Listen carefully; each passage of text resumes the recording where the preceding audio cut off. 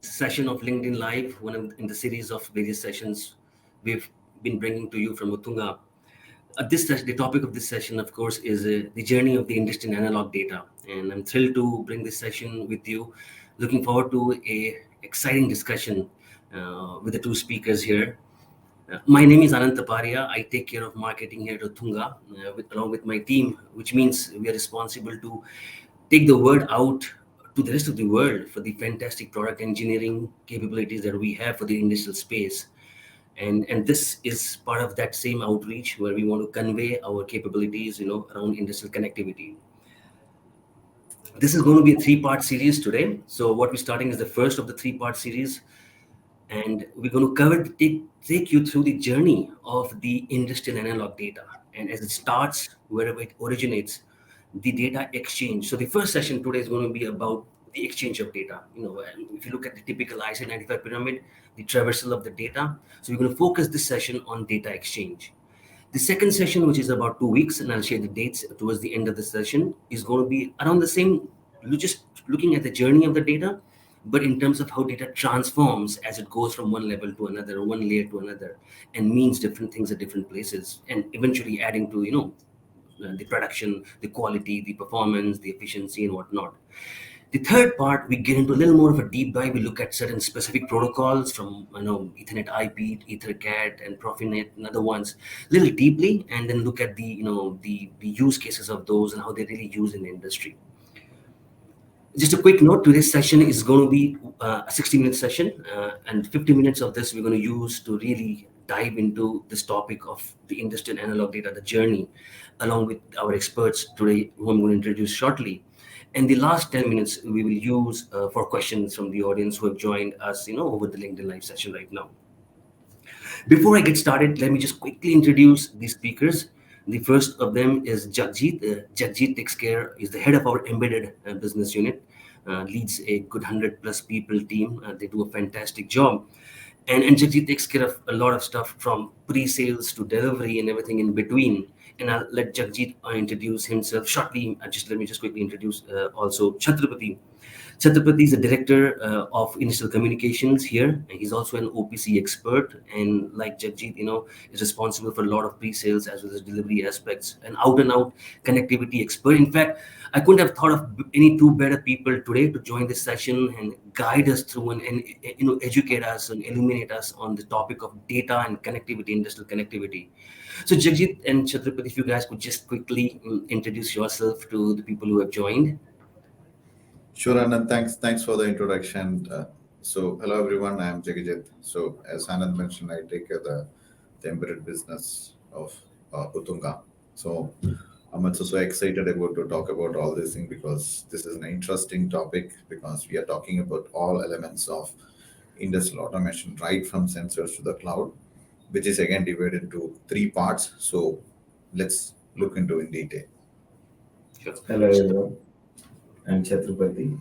I'm responsible for OPC and different industrial communication protocols, capability building, pre-sales, and business development in that area. And I represent Utthunga at different industry consortiums as well, like OPC Foundation, ODVA, and so on. I have a small team which participates actively in different communication protocol working groups and specification, and as well as prototyping working groups, and contribute to a level very satisfactory to the groups and as well as to us.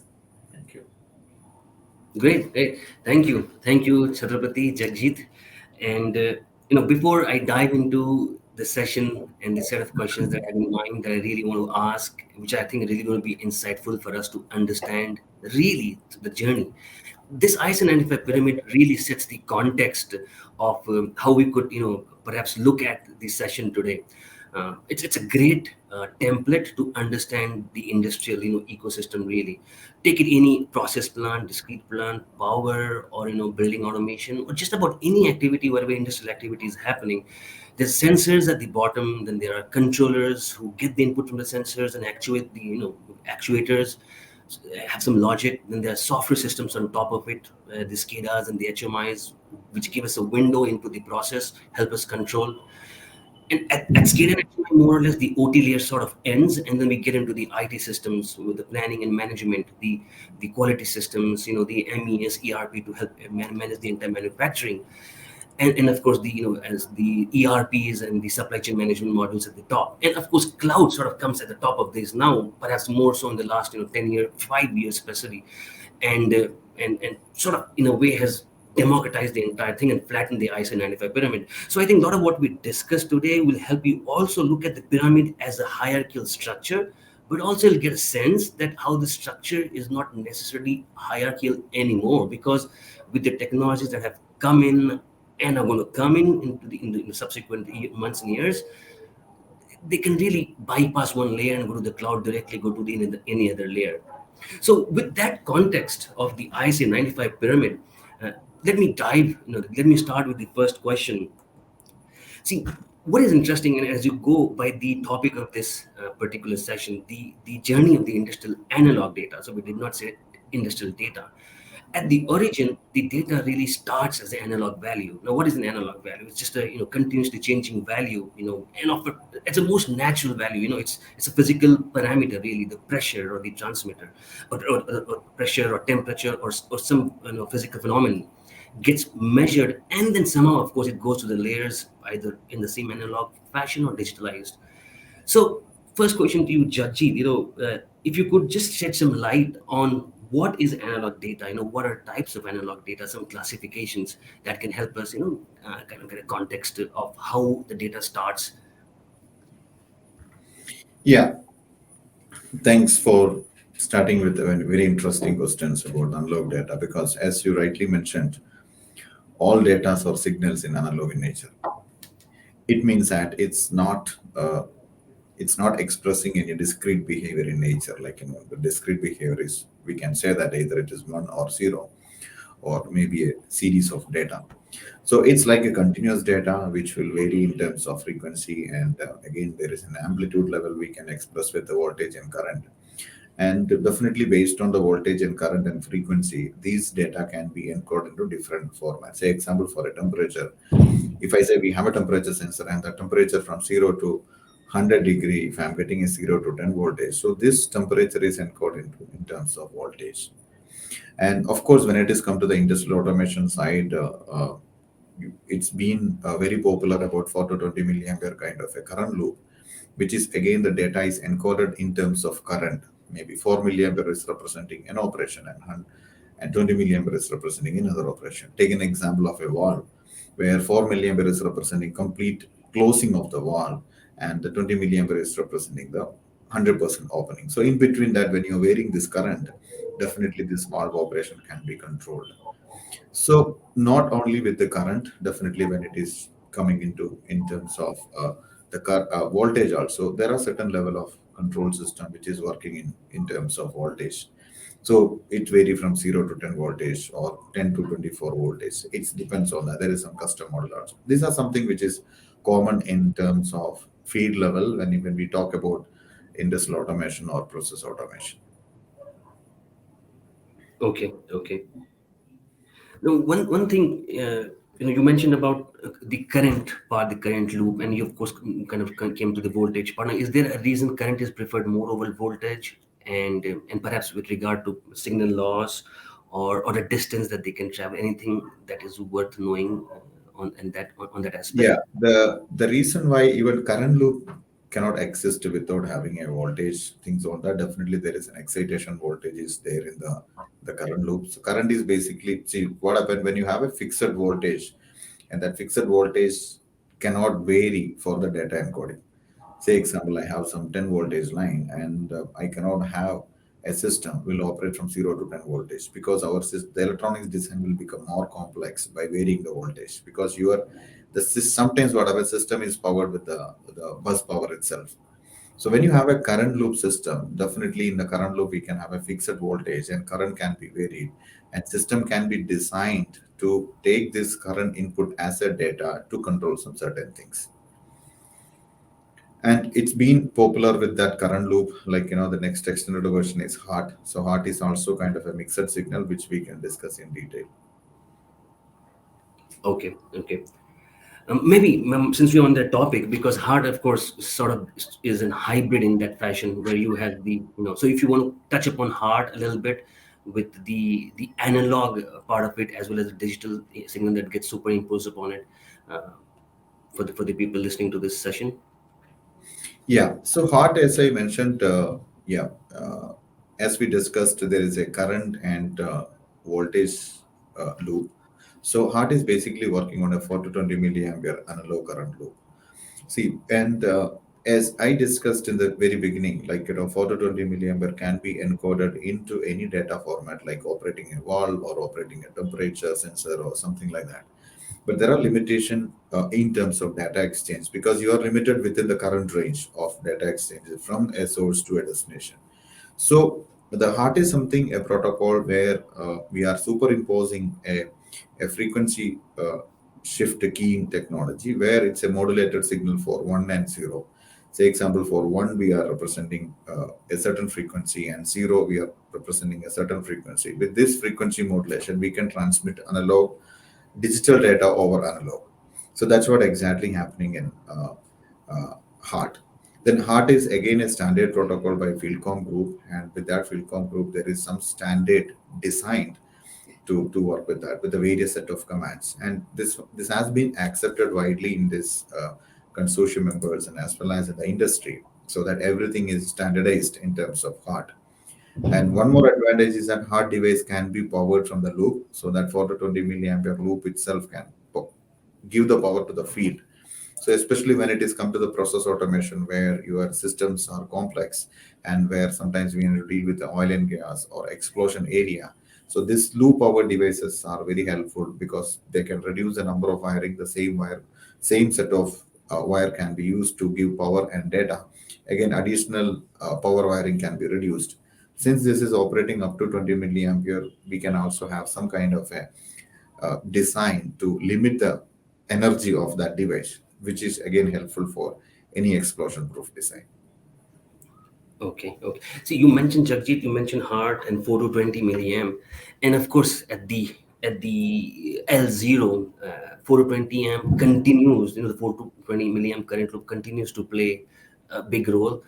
Um, Now, what about the 420 milliamp current loop, the way it perhaps enables the field devices or connectivity, or ability to communicate the at least a single value, um, has still led to it. It's probably been in existence for about 70 years or more, I believe, and it still continues to play an important role. So what leads to its continued relevance in the process industry, or generally in the plant floors?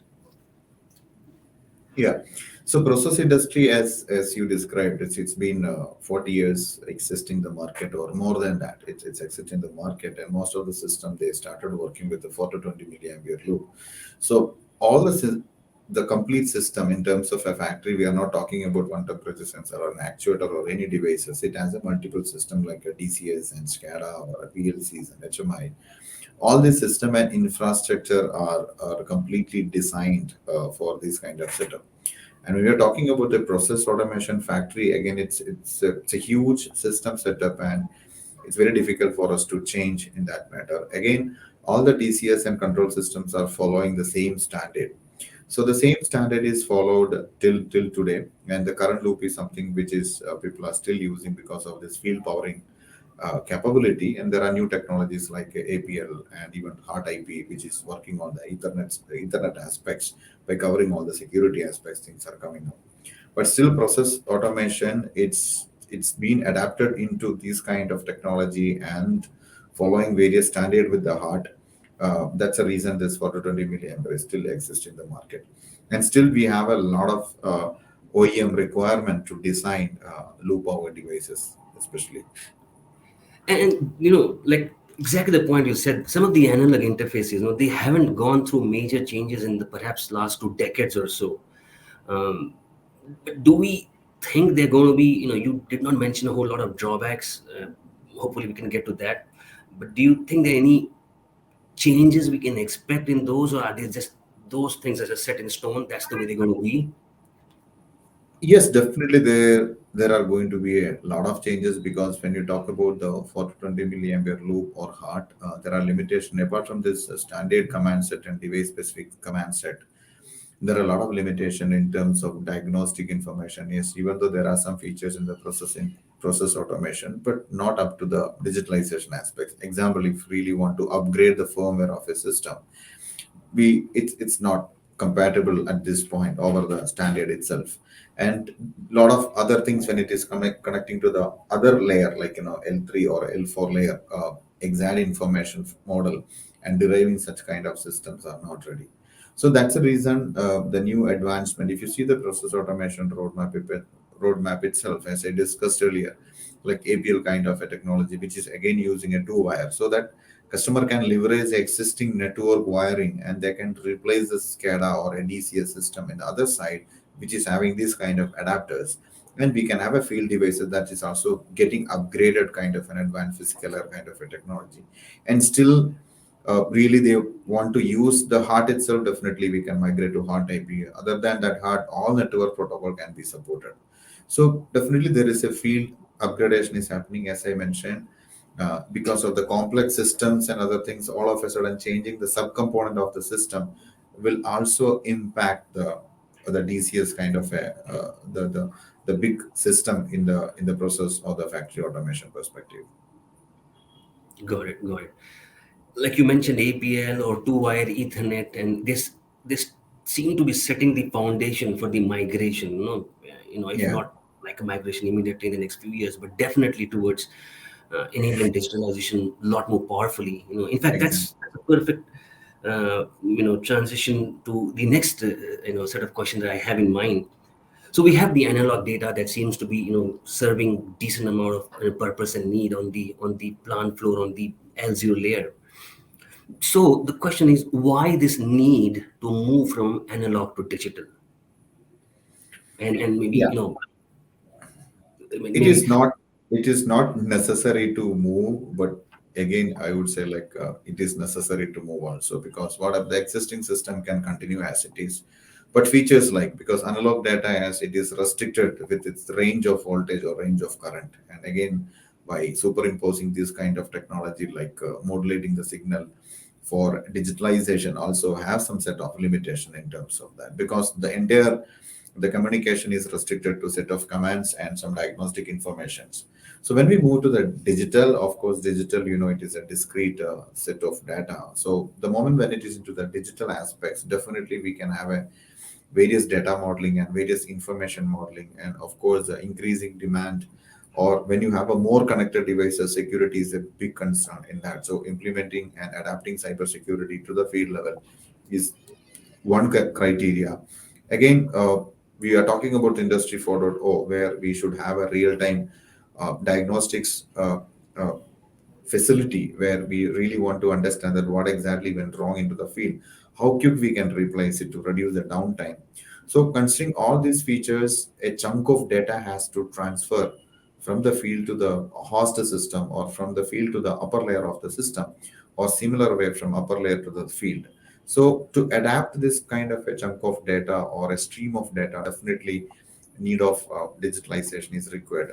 That's the exact thing people are migrating to the digital world. So in that, definitely in our coming session, we are going to discuss various aspects of the digitalization, data modeling, and information model, because it's that itself is a big topic. I think my answer is clear for you, Anand. So Chatrapathi, just to add Anand onto what Jegajith has explained. So in this day and world, the different types of use cases that are being demanded by the end users of the industrial automation technology are keep on growing every day, and at the same time, the challenges for them to adapt to uh, any kind of new technologies to meet these specific new requirements is again a hurdle for them. So if you look at the industrial automation space, a lot of the innovation and the technology that is being driven is in that direction, where those challenges can be addressed while meeting the use cases. So that's where APL is one such technology which bridges the gap. So you have the entire existing infrastructure, you have all these components and devices in place. So enabling APL would allow you to have a completely independent diagnostics detection loop as a separate thing, or some kind of predictive maintenance loop as a separate line. So these kinds of layers of data exchange can be on top of it. Previously, it was a single line or single network of data exchange, which is primarily focused on the process variables. But now, with all these possibilities coming in, there will be different layers which span across all the layers vertically, and serving to specific function, like only diagnostics or only predictive maintenance or only condition monitoring and so on. Yeah, yeah, definitely. You spoke And about, yeah, yeah, one yeah, thing, exactly. yeah, and because he mentioned about the APL is also giving a option to power the field devices. So compared to the 4 to 20 milliampere devices, this can power up to 500 milliwatt, which is a sufficient power for any sensors or any other actuators. Got it, got it, got it. Definitely. I mean, there's some other ones that also come to mind where potentially could be limitations, perhaps more, of the analog world, besides the advantage that they carry. The fact that they only can carry, really one piece of information. That's it's important.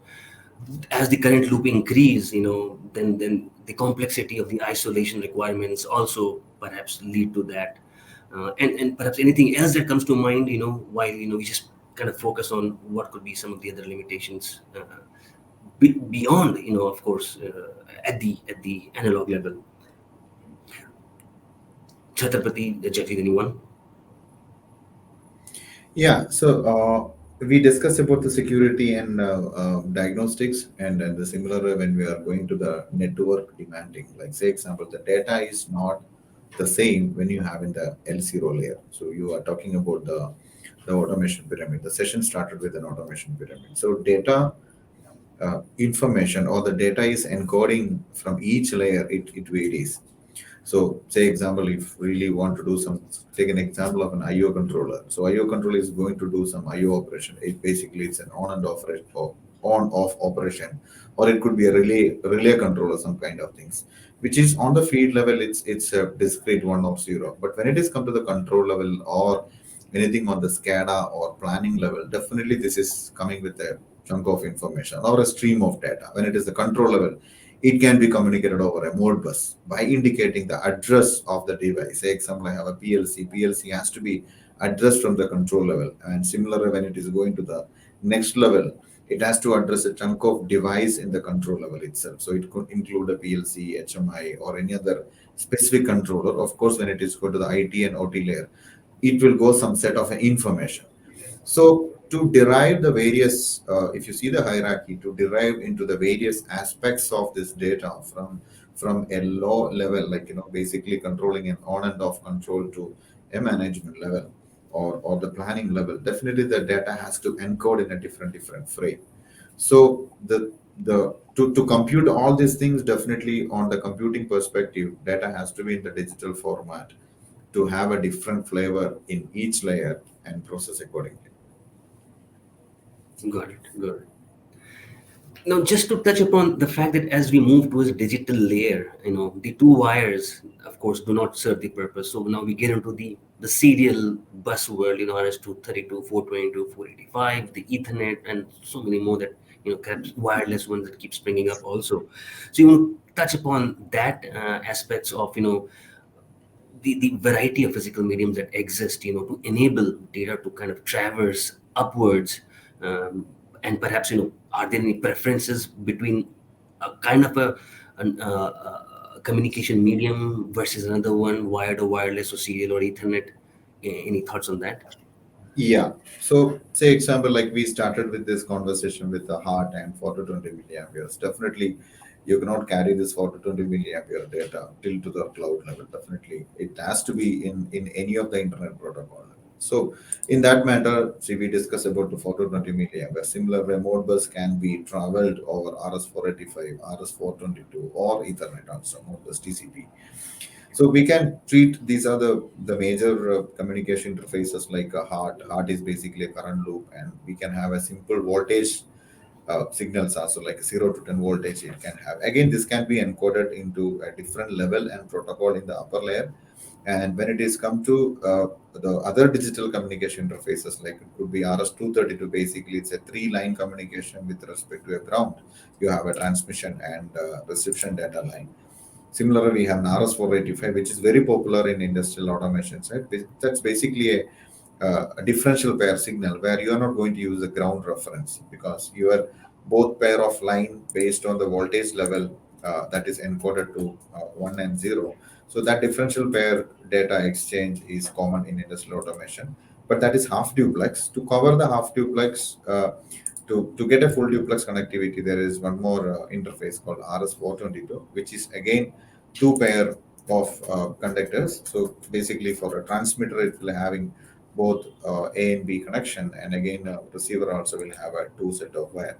So that is also transferring the differential set. And similar way, CAN is also popular in this automation, especially when you talk about the field level specific.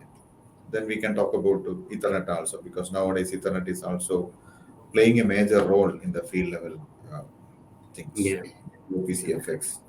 Yeah, I So mean, Chatrapathi, yeah, with your expertise on Ethernet protocols in and out, so I really want to hear from you on that part also. yeah, so and based on see these applications, different industrial applications has been evolving for a very long time, and as they are evolving, they are looking to fulfill a specific set of requirements and a little more beyond than that. And whatever the technology or the physical medium or the interfaces or the data model that are there in these protocols today is because of this evolvement or evolution in the requirements. So application specific requirements have been the driving force of in which direction the specific protocol is moving and for which specific applications that protocol is really suits well. So, for example, for motion control applications, EtherCAD and Profinet IRT kind of applications, and on the Ethernet IP side with SIP sync and SIP motion. So these are the protocols which are preferred for motion control applications. But if you are looking at a closed system with a simple process loop, then their HART related or FF and Modbus type of devices and the protocols are predominantly there. But uh, there are some use cases which are popping up as a common use case across L0 and L1 and L2 and so on. So to adapt or to support these use cases, there has to be much more than what is there in the current form. That's where most of these protocols are looking to adapt and move towards the Ethernet-based technology, because that's where it becomes a complete mesh of a system rather than uh, layered and layered, and you don't have to do the hopping of data between layers with protocol translators or gateways or something else. So in that direction only, like even if you look at HART, it has moved towards HART IP, so that any IP based systems also can still continue to use the HART protocol specification, only the physical medium is different. So that certainly enables to fulfill some of the new use cases which are not possible with traditional HART. So yeah, so along the same lines, the OPC Foundation also is working on field level communication specification. It's a very active specification working group with large member companies, and I think once that is in place, many of the field level communications as well are possible with OPC based PubSub communication. Correct. and the group has already working on the safety, functional safety aspects of uh, OPC FX communication as well. So Got it. Got it. Yeah, and again in that Ethernet medium, like since it is coming to the Ethernet and what Chatrapathi discussed that point, even the physical layer is Ethernet. There are some kind of a device specific information or device specific demand is also there for some certain protocol, especially when you talk about Ethercat or tomorrow when you have a deterministic network over TSN. Definitely, that is also demanding a special kind of a hardware need, which is again very close to the low level aspects. Got it. Got it.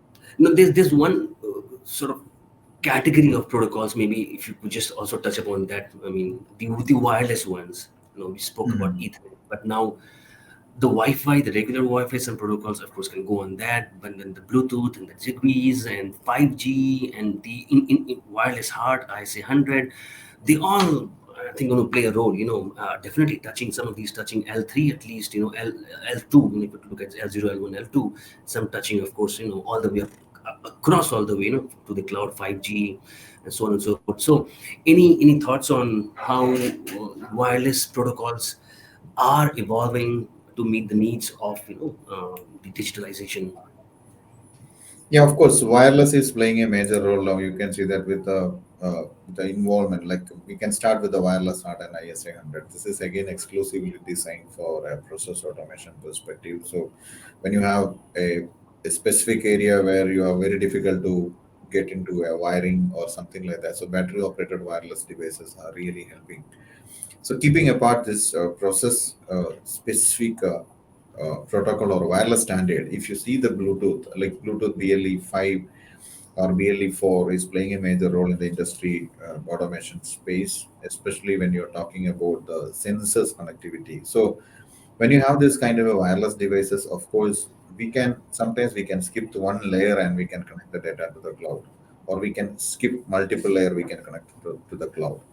Like example, when you're connecting a devices over Bluetooth can make a set of mesh network. Mesh is something like that. The device can talk to each other and it can form its own network.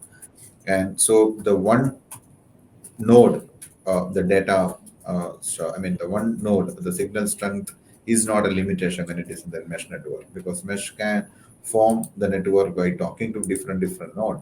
With that, BLE mesh is playing a major role in terms of sensor data acquisition from the field, and from there definitely we can have a gateway. From that gateway we can push the data to Wi-Fi. So obviously when you are connecting to the Wi-Fi, you are connecting to the cloud or the management level, so that you are also bypassing the multiple layers. So that is the new form of connectivity aspects. So that's something all the IoT flavor is coming into picture. So that's a way I think the revolution is happening. Now the field device data in our traditional automation pyramid, it has to penetrate to horizontal and vertically to the all the layer to reach to the cloud or the management layer. But in this case of wireless, definitely because of this connectivity aspects and easy access to the internet gateways, we can bypass all this layer and we can push it. And one more highlight is something like that, it can add the various security features also. Security features in the sense like various encryptions. Of course, wireless data itself is encrypted, and on top of it we can have a various authorization and as well as various handshaking technique to ensure that various signature verification to ensure that you are talking to an end device which is already verified. So just to add a point to what Jagdeep is saying, Anand, see, except the wireless HART and ISA 100 kind of protocols, rest of the wireless protocols that has been discussed here now are they come into the additional layer rather than the actual process layer itself, Yeah. and they form a additional mesh network layer which have a IoT connectivity to the upper layers, and they are mainly being used for condition monitoring, diagnostics kind of applications. So, for example, you have a motor or drive, then you would have a separate vibration sensor which is operating over BLE and sending the vibration data to a nearby gateway, and the gateway either doing some edge analytics there itself or uh, pushing the data to the cloud where larger models are being compared against and learned, and then detecting something and prescribing something back to say that within so and so date it needs to be serviced. Otherwise, the current signature of the vibration is a little bit off than its optimal operation. So that's where, so most of these new emerging wireless technologies are helping in creating this additional layer, which brings a completely different intelligence to the entire process loop or process control system. Yeah, fantastic. Great. I mean, we discussed physical mediums, wired, wireless, some flavors of protocols. Of course, we'll have a deep dive session, for people listening on the protocols in a subsequent, the third part of the series. Mm, and we're going to talk a little more there. Just kind of taking the whole discussion forward in terms of digitalization, we hear, of course, a lot about IT OT integration, and that genuinely is enabled by some of the things that you already covered, Chatrapathi and Jegajith, is the protocols at the L0 N1 layer, creating the ability to kind of have data connected to shared across and then vertically also.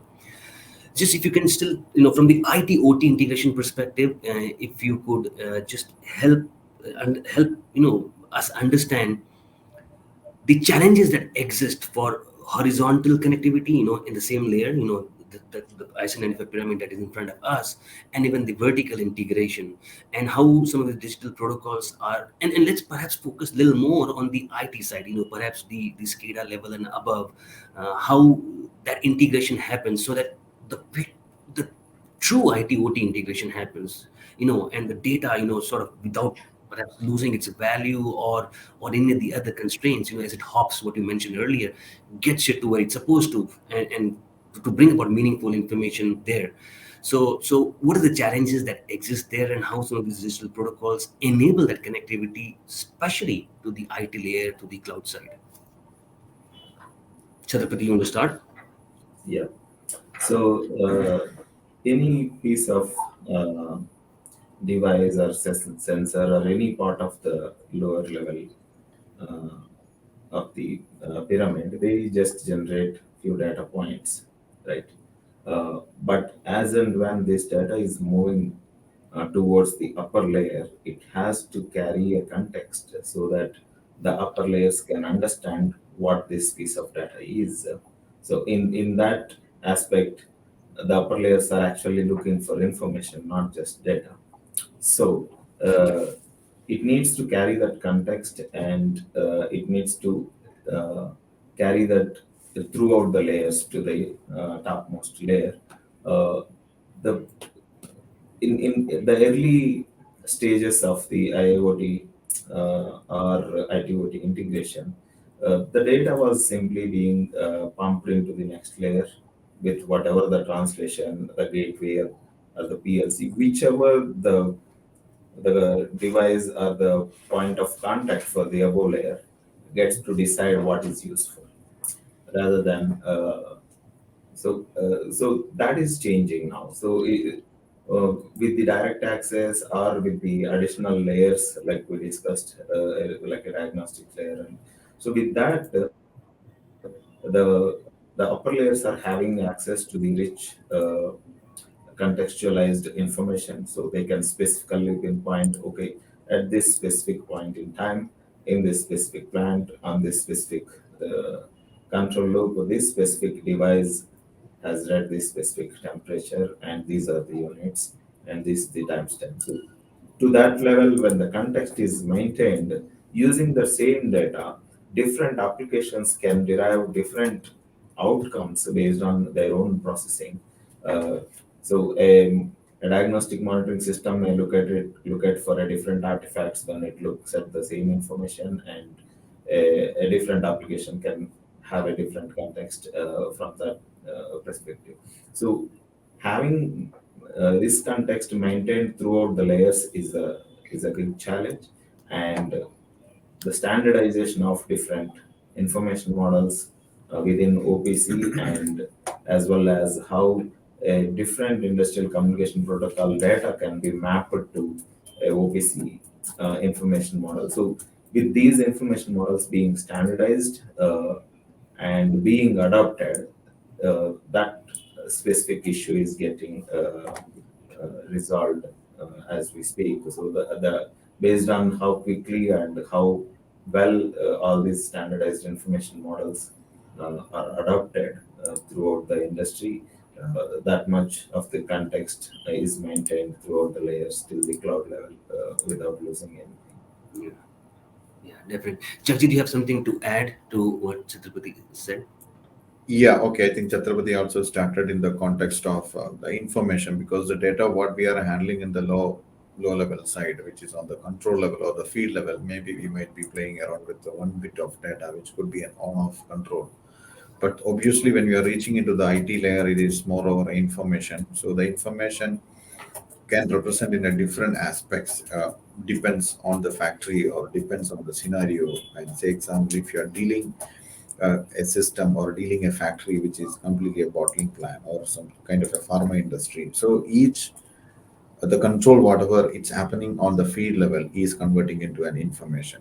And obviously when you are integrating from this OT-IT layer, it has to stream to an IT protocol, because we are talking about this complex industrial protocol in that layer. So industrial protocol generally when it is go to the cloud, that's not going to work out. So in that case is definitely the standard protocol, anything we can have an MQTT kind of a protocol to push the data, which is very well known in the IoT space. Again, OPC is also playing a major role up from field level to the cloud.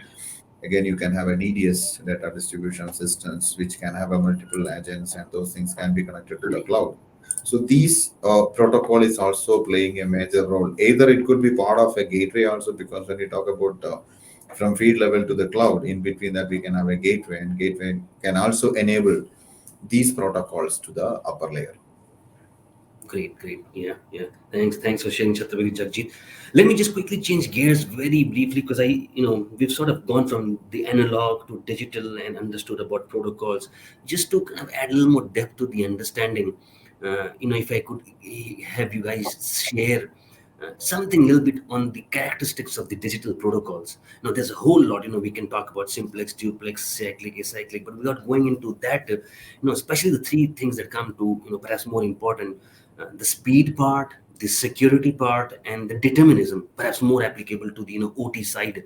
So if you can talk from these characteristics, which protocols enable inherently, do not enable anything on these characteristics of the digital protocols. Yeah, Chhatrapati, so start. as the industry is moving towards the Ethernet-based protocols, and the speed part of it, that is the amount of data that can be transferred in a certain period of time is increasing, and based on the application, the specific devices that are meant for that application would support different speeds and duplexes of Ethernet standard to meet that. Uh, but again, the TSN, which brings determinism into the same network. So far, there are uh, slight modified versions of Ethernet-based protocols which have their own way of bringing determinism to it, like EtherCAT or Profinet IRT. But TSN is a generic network technology which can bring determinism to a standard Ethernet. So that's where so all the other protocols which are operating on a standard Ethernet, like uh, Profinet or Ethernet IP or OPC PubSub, they all can now take advantage of this TSN technology and become deterministic to serve the specific applications which require that kind of determinism. Often TSN is mistaken for speed. That's not the case. So even if the volume of data is very low, TSN makes sure that that data is delivered from point A to point B within a predetermined amount of time. That's what it guarantees, and that is a kind of critical for most of the motion control kind of applications or safety critical applications. Uh, And there are different aspects of this as well, like uh, for example, the frequency at which the data needs to be transferred, and at that frequency, each time, what is the volume of the data that needs to be transferred. Based on all these factors, which speed and duplex based internet system needs to be used for that application gets determined. Wow, And on wow. top of that, based whether the determinism is required or not, based on that, either TSN based or some other deterministic protocols can be used for that. Wow. Wow, that was broad. That was very insightful, Chatrapathi. And just because I need to speed up, we want to really get a chance to have some questions coming also. Jagjeet, very briefly, if you could touch upon security aspect, perhaps from the data security perspective, network security perspective, briefly. And just one more question before we dive into the audience questions. Sure, Anand. I think even I'm also so excited to talk about the TSN, but because of the limited time, I don't want to do a deep dive into that subject. And that's a very interesting topic. I think we should have one more session for that. So, Sure. since you asked this specific question towards the data and network security, that sounds a very interesting topic, and we can talk for an hour for that. But considering the limitation of the time, so the data security, of course, that can be done in the data layer itself, say by encoding or encrypting the data. But when it is come to the network, basically it is moreover authorization and authentication and various signature analysis in terms of that. So obviously, when you are connecting to any Ethernet-based protocol or network security features, which is available on the Ethernet standard, can be leveraged to all these protocols. Few protocols exception, like say example EtherCAT or anything on the Profinet IRT, which again have to do little more investigation, which is bypassing all the TCP/IP layer. Apart from that, all the Ethernet network can be leverage the network security aspects. That can be used in any of the firewall, or this can used any of the normal TLS transport layer security aspects. So these things can be leveraged. Otherwise, on the data side, we can use AES encryption, or we can have various certificate to decode and encode this kind of a data format, which will vary based on the protocol perspective. As I said, we can have a detailed session on that. Sure, definitely. And I appreciate that. That's you couldn't get any more clearer in that short amount of time, Jagjeet. So thank you very much on touching upon on security that fast and crisply. The next question, which I just want to cover, before we get to the audience question, is because when I started learning about connectivity and all, it always stumped me, and kind of confused me. So let me get that. I think that might probably, as I said, deepen the understanding of the connectivity piece for the people listening. So data originates, right? There's a place where it starts and there's a place where it ends. It could start from a sensor or a controller PLC, and the client application could be a SCADA, an HMI, an analytics application, or an historian, whoever. So there's always the endpoint, this the origin and the destination. But there's so many terminologies we get to hear: client, server, master, slave, adapter, scanner, agent, and then you keep adding some of these. So, Chatrapathi, if you want to just kind of clear the air a little bit so that people feel a little more comfortable with some of these terminologies. That's Yeah. very essential, I think. Yeah. Yeah.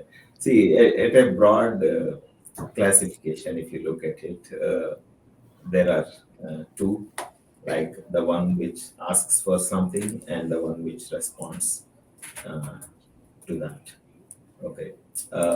And there would be a small category of third classification where it sends a kind of configuration to these two, like what should be asked, when it should be asked, and then to the other device, what it should send and when it should send.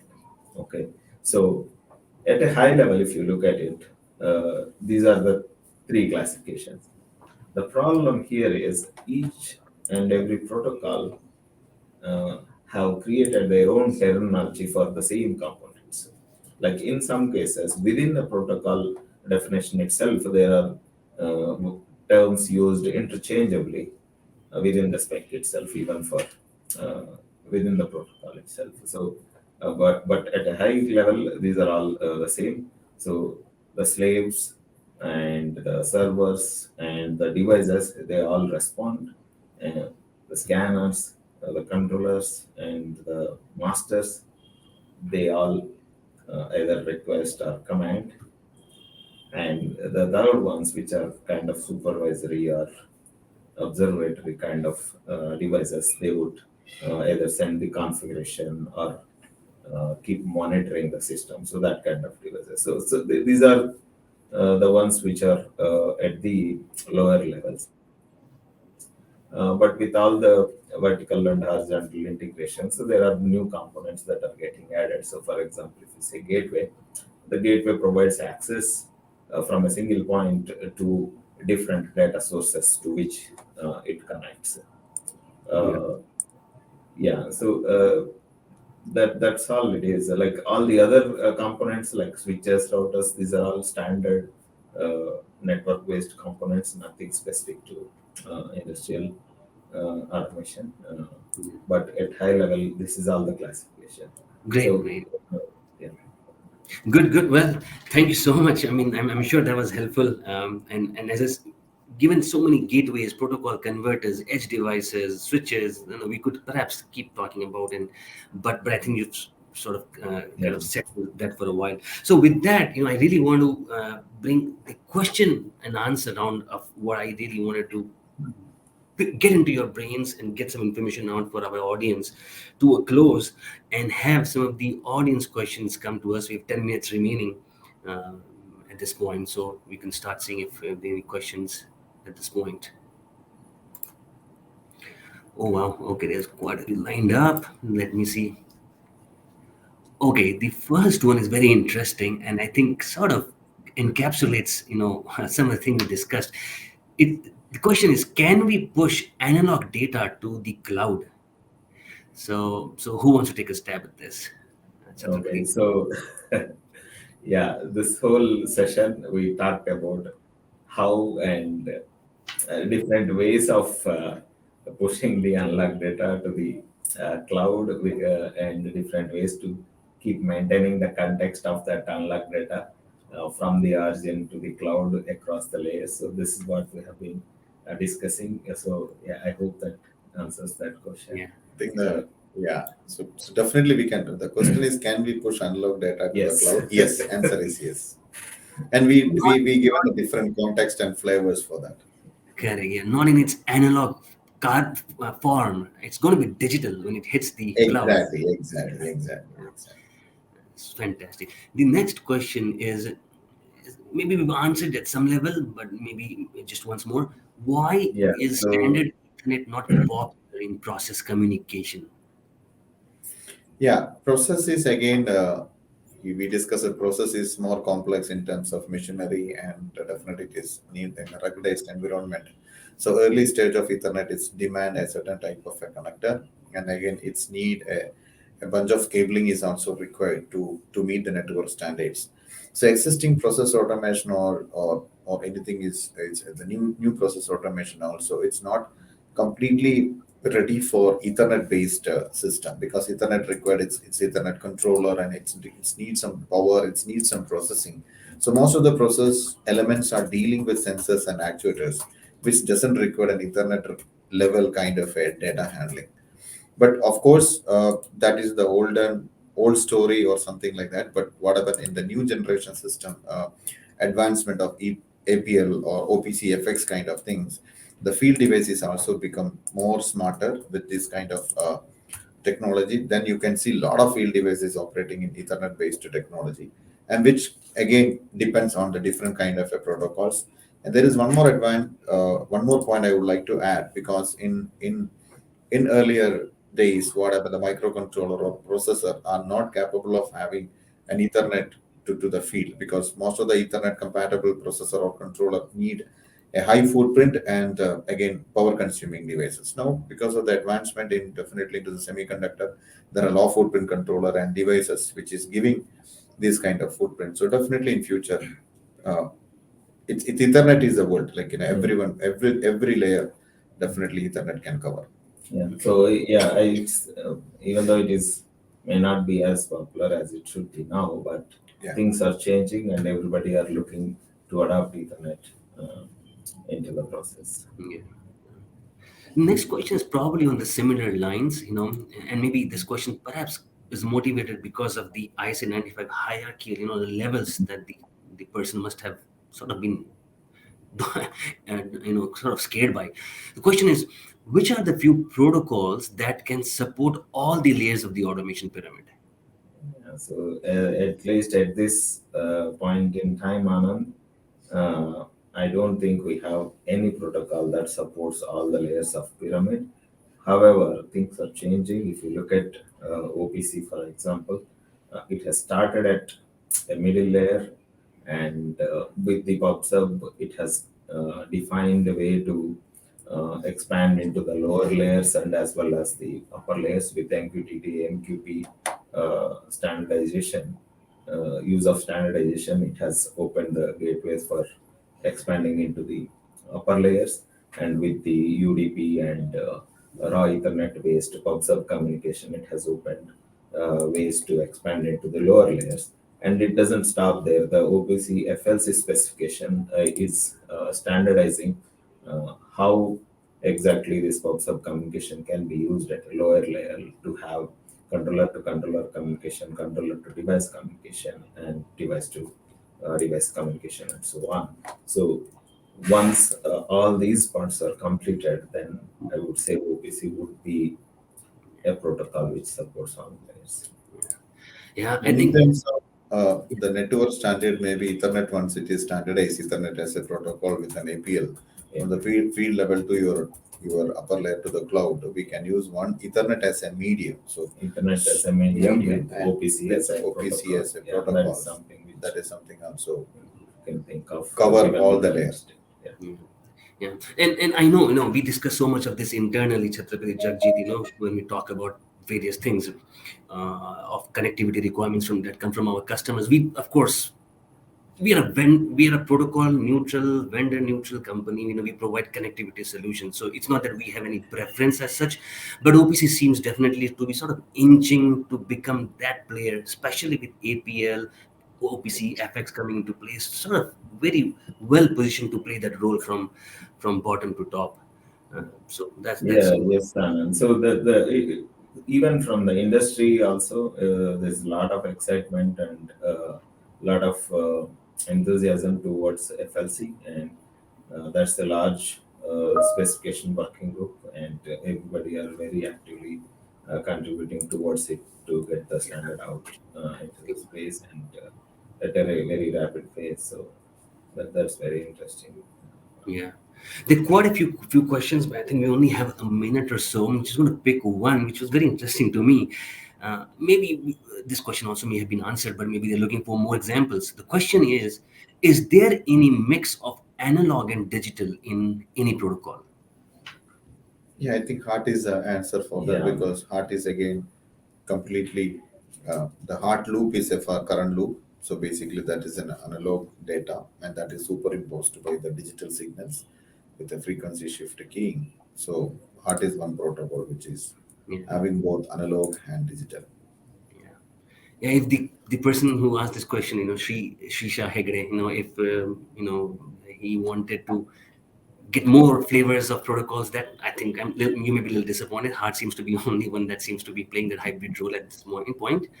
Yeah. So great. Let's conclude at this point. Well, I think the questions were fantastic, and your sharing of that comes with years of experience, just being in this field, solving actual customer problems, with connectivity that we provide through our product engineering services. So that depth was showed up here, definitely. But before that, I just want to quickly summarize, and kind of set the tone for the next session also. We spoke about analog, we spoke about digital, and I don't think it is. I mean, we never intended it that way anyway. It's not analog versus digital. I think both have a role to play. At least definitely for the 4 or 5 years. I'm not a pundit, but definitely for quite some time. What could perhaps happen is we might be looking at some of the initial days of the migration starting to happen. APL seems to be laying the foundation for it, but no matter what, the natural phenomenon is still going to be analog. Maybe the question could be, does the digitalization happen at the source itself, or does it happen somewhere down the value chain? And what? Exactly. Yeah. So at what level the transition takes place? That's all the discussion is going to be. Exactly. And the way the industry is moving in a direction that the conversion happens or the translation happens at this as close as possible to the source. So yeah. Exactly. With so many technologies coming into place, and with traditionally our field, the industrial automation being slow adopters, sort of that has changed. We've starting to adopt technology at a much faster pace also. So I think that is only going to accelerate. And as a company, I believe we have a real key role to play to kind of execute some of these accelerations that are happening in the industry. So with that, thank you very much, Jagajith, Chatrapathi, for this wonderful, for sparing the time, for sharing everything that you have. Any final comments, thoughts you have? Would love to hear from you before I close. Yeah, it's a very exciting session, Anand. Definitely, we are also looking for the next session where we can also deep dive to that, because this is not the end. We just discuss about how the data is transferring from one layer to another layer. So there are a lot of flavors of data, or how data is converting into an information, how information is useful to the industry specific. So definitely we can have a more discussion in the upcoming session. Thank you very much. And one point I would like to add is, see, experience only gives you knowledge about what has been there. So, but we are proactively invested in looking at which way the technologies are evolving and what are the specification working groups or the technology standardizing bodies are looking to get out of these activities that are happening. And we are heavily investing in rapidly prototyping these emerging technologies and having building reference boards and trying to experiment with it to see how it works and what are the challenges in adapting the technology. And as and when the technology evolves to a certain point, if the customer wants to take advantage of it, to be ready with a reference board or reference design, some accelerators. So working in that direction is what enabling us to have these kind of discussions on emerging technologies. So that's my point. Great. Yeah. Thank you. And for everybody listening, for similar insightful sessions, I request you to please follow us on LinkedIn, where we keep updated about information on upcoming sessions. Just search for Utthunga on LinkedIn and follow us. You can go to YouTube also. We welcome you to our website and connect with Jagajith, Chatrapathi, anybody else, all the experts that are here in the team. Just quick note, the next session, as Jagajith also mentioned, we take the journey of the industrial data from data exchange that we covered today to data transformation. So now what that will cover is, as data moves along the ISA 95 pyramid, so to say, changes physical mediums, changes protocols, changes what it means. A temperature perhaps means a bearing failed, at some level from the analytics, level. So we kind of try to cover some of those aspects and then bring in some of the richness of information model that a little bit Chatrapathi touched upon today. So that's, we just missed the slide. It was up here, but the next one is in 2 weeks from today. Please stay, right here. 19th May is the next one on the data transformation. Please stay tuned and just follow us on LinkedIn. You'll know exactly when to, sort of register for it. Thank you once again, everybody, for joining and spending your valuable 1 hour with us. I hope this was insightful. Thank you again, Jagajith and Chatrapathi. Thank you. Thank you very much. Thank you very much. Bye-bye.